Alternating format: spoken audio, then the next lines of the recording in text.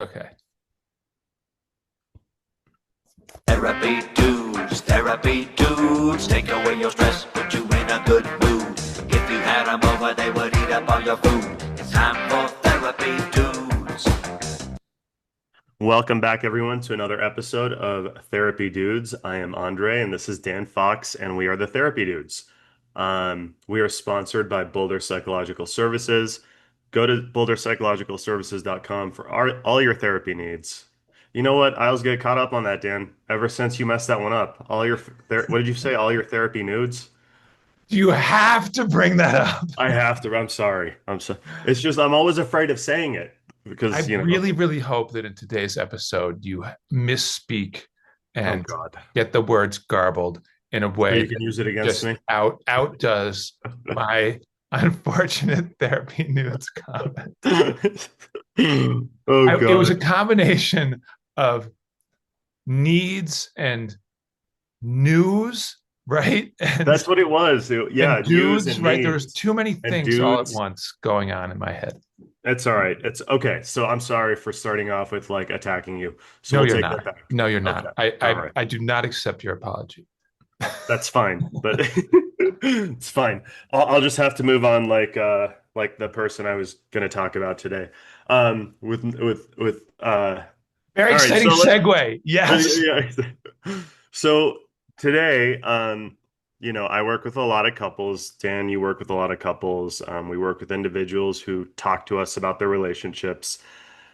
I thought that today we can bring up the topic of what is cheating and what does that look like in modern day dating and in modern day relationships. And I brought a whole presentation today, but let's just start off with Well, what let's would start you? off with honoring Andre for stepping it up and knocking it out of the park with like notes that were like an outline for me of what we're going to be talking about today. Like, this is Andre 2.0 I and told you. truly Step deserving it up. It's of. 2026. Thank you. Thank you. Oh my goodness. Okay, sorry. Okay. Go on. All right. And I know you're going to be ADHD today, Dan, because you're wearing those goofy sunglasses, bro. Yes, the sunglasses, and I got the dad jacket on. This is It looks cool. I We should pilfered play basketball like that. right as my dad was in his like final weeks. I was like, Yeah. you don't mind if I just raid your wardrobe and take all the clothes that I want? Oh And wow. he was like, I won't be needing them, and I'm like, awesome, because Oh, I like, but I haven't worn this particular jacket in a while. I decided I was going to wear it today on our podcast, just oh. in Yeah, I have a honor of jacket from my dads. dad too. And it's funny that you made that comment. It made me think about what one of the last things my dad said to my mom before he passed away was, "Don't worry about cooking for me, honey. All I eat is medicine now." It was like, oh man, that's funny. Okay, so the topic of today, what is considered cheating? I think we should jump into common things we hear about and what I've experienced in one particular relationship that I'm going to bring up today um, around cheating. And an example of modern day cheating, one thing that I hear a lot of clients tell me is that they notice that their partners delete texts, Mhm. they hide conversations, they turn their phone around when their partner will turn their phone around while they enter the room, something like that. And these are all, I wouldn't necessarily say it means someone's cheating, but what it does mean is like there's something that's being hidden. At the very least, we can say that, right? Yeah, yeah. And when you're trying to build a relationship with someone based off of trust, I think I think stuff like this matters because over time, repeated behaviors like that make a person question what's going on. What do you think? Well, I think that like this is an important one because it's something that I think couples need to really explore and share with each other what their boundaries are that would make them feel safe and comfortable and Absolutely. in a secure relationship, and what makes them feel uncomfortable. Um, some people don't really mind if somebody's going out and just being a little flirty. Some people do. Some people get nervous if somebody's having, text conversations or snapping with an ex. Some people don't. But Right. to fail to have the conversation about like what's okay and what's not kind of invites people to sort of be on the edge and potentially doing something that the other person won't. And then it does kind of get into this place where if you're the one that's engaging in that stuff, you probably know that the other person wouldn't be happy about it. Yeah. And whether it's things like that or things like, sneaking alcohol in and out of the house and, drinking when your partner's not around or stuff like that, that kind of deceptiveness is undermining the relationship and dishonoring the connection. And ultimately, Yeah. those are the seeds that can create bigger rifts and lead to Creating trust, doubt, not eroding trust. trust. Yeah. Yeah. So And yeah, go ahead. I think it's tricky because on the other end of that, if you're the person that was, I don't know, texting and then deleting the texts, the argument that I've often heard is like, I'm just having like, a normal conversation with a friend. Right.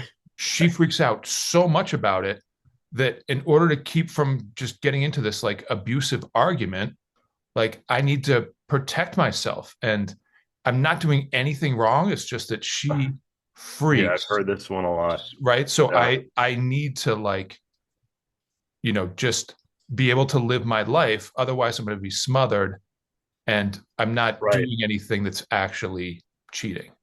And here's where it comes in, the points that I want to make today. And I hear that all the time. You hear that all the time.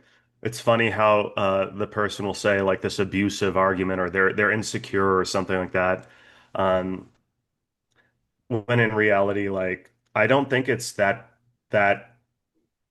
bad of a partner to expect that you're honest with them and disclose things and show them things. If someone from the opposite sex comes out of the blue and starts trying to talk to you on Facebook and they're flattering you and all this, and you literally you might have known them maybe from high school 20 years ago, but all of a sudden this person's divorced and um, reaching out to you and schmoozing you over and trying to get real close to you. That person might have, an agenda. And I know the attention feels good, but if I think the concept of attention as permission is really important. And what I'm saying there is that when you're in a relationship with someone and you give someone attention who is trying to engage with you in a certain way, right? Like maybe they're being super friendly or something like that. Um, you are giving them permission to continue building some kind of a relationship with you while you're in a relationship with someone else, right? And Yeah. that's not necessarily at its core a bad thing, but it's pretty clear, when you like the attention because, someone from the opposite sex is giving you that attention. And I don't think people take shots unless they think they can score. Like, the idea that you don't close these conversations up or make it clear what your intention with this person is early on can be also a problem, right? Or tell your partner about it. Um, I think that silence to your partner is consent. I think that if it's not shut down fast and the person isn't blocked and you aren't told that it is not out of, confusion or something like that, that it's simply out of enjoyment and it's keeping that option alive in the background. And that's what I've seen more often than not is like you enter someone starts talking to you, you're flipping your phone, you're deleting conversations, but you want to keep them around. Um, there's something there, right? Like that's not if you are committed to someone in a relationship, and that makes someone feel uncomfortable, why are you entertaining the stranger, right? Right, right. What do you So think about is there that? a difference between, because on the one hand you were like, somebody's not taking a shot unless they want to score, but on the other hand, if it's like just entertaining a stranger, like if a guy goes out to a restaurant and Mhm.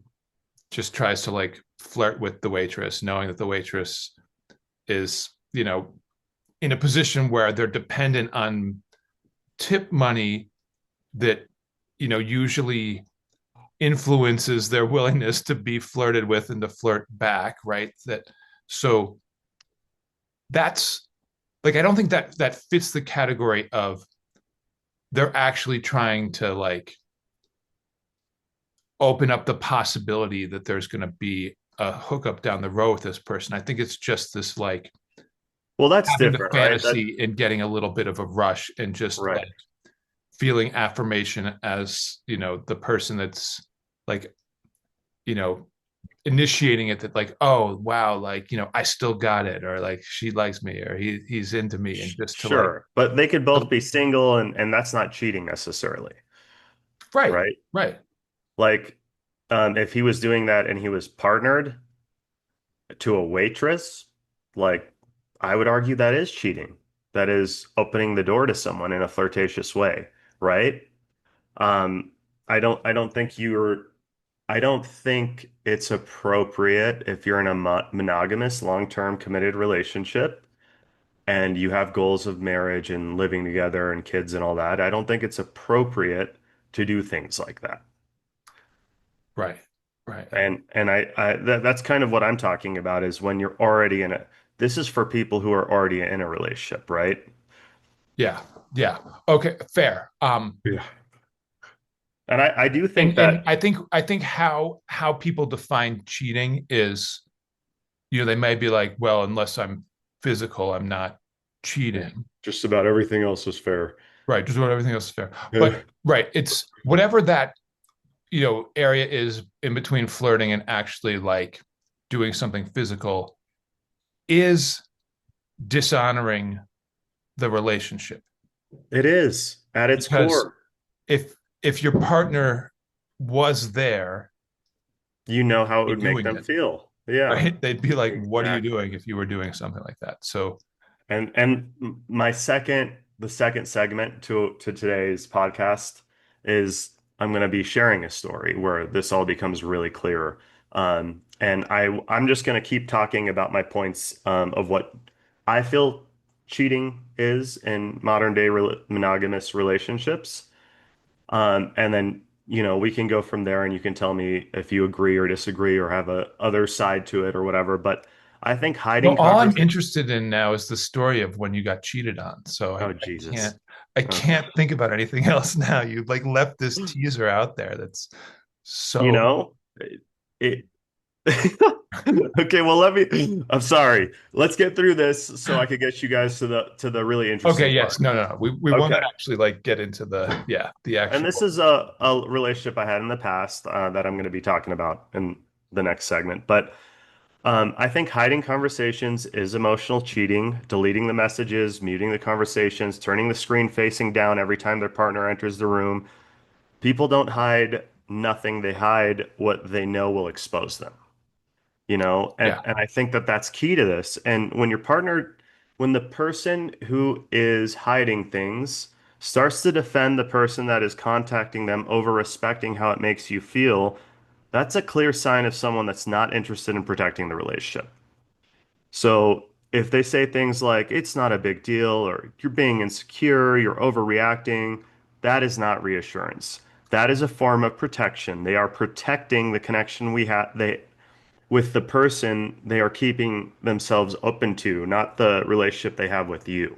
All right, but back to that like counter argument that the person in that role is going to be like, blaming their partner for being like paranoid, and Right, or insecure. it's right, and that they just Right. will freak out over nothing, and they don't want me to have any friends, and I have to do this because they don't understand, and then they freak out, and then we end up fighting about something that's nothing. Yeah, it's fun.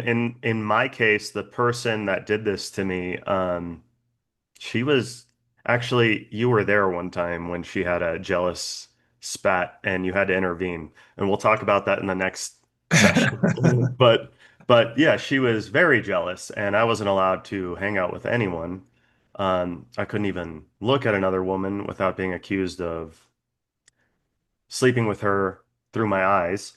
But I'll tell you this. I think it's clear to me as someone who has been in long-term relationships pretty much my whole life, and um, I protected the relationship by making it clear to people who came out of the blue and told me, "Hey, I want to hang out with you. Hey, let's grab coffee. Hey," started flirting with me. I protected it by telling them, "Hey, I'm with a partner," and I showed my partner, and that was just how I do it. Um, and most the partners I had been with throughout my life had done that for me as well. This wasn't a one-way thing. I think that if you really care about a person, if you love someone, you think about how you impact them through your actions when they're around and when they're not around, right? Right, right. And that I would just have an extreme sense of guilt. And then this relationship got really messy. The one that I'm going to talk about in the next episode, and it pushed me past my character in a lot of ways, um, and I will never allow that to happen again. But Well, I'll say and back to that piece about the person that gets like, oh, it's my partner's fault that I have to be sneaky. Um, no I think right. I think that you're out of reality. integrity in that situation. And if the partner is truly that hung up and just like insecure and upset and kind of like, you know, looking over your shoulder constantly and just, assuming the worst, that needs to be addressed, right? If the work really needs to be done on their end, that Mhm. needs to be something that you have a conversation about. And if the work is actually needing to be done on your end and you're using their like, concerns and Justified upset as an insecurity at that excuse, point, right? right? Yeah. Right. Wait, who's fighting insecurity? No, justified insecurity, because that like Yes. the story I'm going to be telling it, like you'll see why. But yeah, like re if there's a difference between someone who is controlling and someone who is chronically like what is going on, right? Yeah. And I have a client right now. Oh God, I feel so bad. Um, and I hope this person is not listening to this podcast, but they know how I feel. Um, they are in this position and they are trying to make sense of reality with me in sessions. And I am not, and I don't, the way I work with clients is I let them come to their own conclusions. I do not tell clients, hey, this is what's going on. I ask them questions like, what's the most logical possibility for why this would be happening? And Yeah. what do you think? And anyway, it's pretty clear to me that this person is being cheated on. And it's pretty clear to me that they're doing to themselves what I did to myself, which is make every excuse under the sun not to feel that betrayal and realize what's really going on because it's too painful, Yeah. you know? Yeah. Well, and So, mm, I think it would to just, I don't know, pull in the other side of the coin there. I think if they were listening to this podcast, that'd be great, right? They need to like get some information and to have a larger conversation to be able to just kind of look at it. And it's okay that you like put your opinion out there. You're not like, as therapists, we should be, seen as like an advisor, but not like the ruler of like the right. situation. Like your word is Yeah, the final word on it. It's just like no. based And on, that's what I make sure clients experience. know. It's like, I'm not the one that's going to come up with the decisions for you and tell you to stay or leave or, Right. And you don't have to live that's with the not my job. consequences. They do. It's like, Right. yeah, yeah, Well, I think in these situations, your frame sets the rules. So you should not have to compete for your own spot in a relationship. That's what I genuinely believe that. You don't audition in your own marriage. If your partner guards the relationship you two have, that then trust is built naturally. I think if your partner guards the access others have to them over that, it's time to walk away, in my opinion.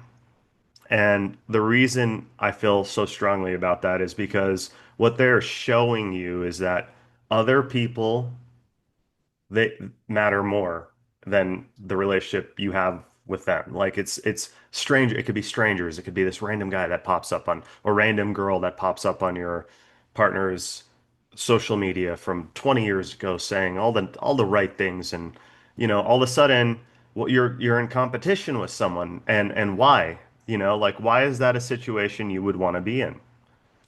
And why is your partner not seeing that that's not a comfortable situation? Why are they defending it, right? Because they like the attention? Because what would be the argument, right? I'm not talking about established long-term friends from the other sex that your partner knows about and you all hang out and whatever. You've met them, and I'm not talking about that. What I'm talking about is a general openness that can happen in a relationship to people of the opposite sex from one partner or the other, right? And how it would and how I view that as kind of a cheating if certain things like what I'm talking about happen. Does that make sense? Yeah. Okay. I think your dignity should come first. I don't think you should beg. I don't think there should be negotiations. I really think that if someone's doing this to you, they're showing you that their openness to random people or others or people from the past is way more important than the relationship. Um, I think you should look your partner in the eyes and say, I'm not fighting with a stranger or past friend for my place in this relationship. I'm watching how my partner handles these strangers. If you shut it down, we're good. If you entertain it, I'm gone. I think you should be very direct. And again, there's a difference between established long-term friends that are from the opposite sex that we all know about and we have open conversations with and everything, to people that just pop up from the past after they get a divorce or something like that, and start schmoozing you. Um, I don't think you should fold on your standards around this. I really don't. I think that silence is consent. I think that people don't take shots if, like they don't think they can score. And one of the arguments that my ex told me was, well, it's like saying that it's my fault because I wear a short skirt and that someone sexually assaulted me. And that was her argument against this. And I said to her, I said, It's not that you wore a short skirt. It's that you wore a short skirt and opened the door and said, "Do you want to come in? And do you want to hang out? And do you want to get close?" And then went, "Oops, did we get too close?" Once I found out what was going on. Does that make sense? Yeah. It's not the fact that the short skirt wearing happened at all. It's all the access you allowed. And men and women do this. They do this in relationships. A man will be open to many women on Instagram or Facebook and hide it from his wife or partner, and a woman will do it to a man. I mean, it's both sexes do this. I'm just hung up on wondering. This is so ridiculous. But Oh God, because man. you're talking about all this serious stuff, and I it's know. it's very valid and useful, and I'm learning from it. But there's also this part of my brain that's like, what must it be like to be the Adonis that is Andre? Because people come up to you and they're like, hey, I want to spend time with you. And I'm like, oh my gosh, I wonder what that would be like. Why, you don't spend time with me? No, I get to spend time with you, but no girls come up to me and they're like, hey, like you Oh, I seem see. cool. I want to spend time with I see. I, I just wander around anonymously in the world. And I'm going to attribute that to that I live in Louisville where It's just like lots of families and everybody's married with children, and you're in Boulder and people are going out and about on the prowl. Constantly on the It's prowl. not your finely chiseled form, and you're like, Oh my God. You're a good looking guy, Dan. I'll put it out there. I mean, you're ancient, but you're good looking, and so you're not ancient. I don't want nor to am hurt I you. good looking. I'm Oh, just an stop it. average dude in an average like form, and You got a that's heart of gold. aw. Thanks. If I only they know could that about see you, Dan. my golden heart. This guy was there for me when nobody else could be there for me in a way that I was like, he was leaving me voice messages to be like, I hope you're okay and listen to this message if you're having a really bad day during the worst of it. I'll never forget what you did, Dan. But the next part of this segment, I think, is going to be really interesting. I'm going to do my best to protect the identity of everyone. My goal, so I'll tell you right now, I had a lot of realizations after I understood all this and what was going on. I had a lot of realizations about why I stayed in a dynamic where stuff like this was going on for so long, why my clients struggle with stuff like this, Hmm. and as well as like that I need to let go of the illusion personally. There was a shared fantasy between me and this person. I was not allowing myself to see them for who they were through their actions and behaviors. I was willingly letting their words override what my intuition was saying, what their actions were saying, their behaviors were saying, because I did not want to feel the pain, right? And I think so many of us are stuck in relationships like that out there. I Yeah. don't think it's Yeah. uncommon, you know? Yeah. All right. I know we gotta wrap this one, but then we'll very quickly transition into part two where we get Andre's Andre's journey. All All right. right. Thanks for listening. Like, subscribe, comment. Therapy dudes, take away your stress, put you in a good mood. If you had them over, they would eat up all your food. It's time for therapy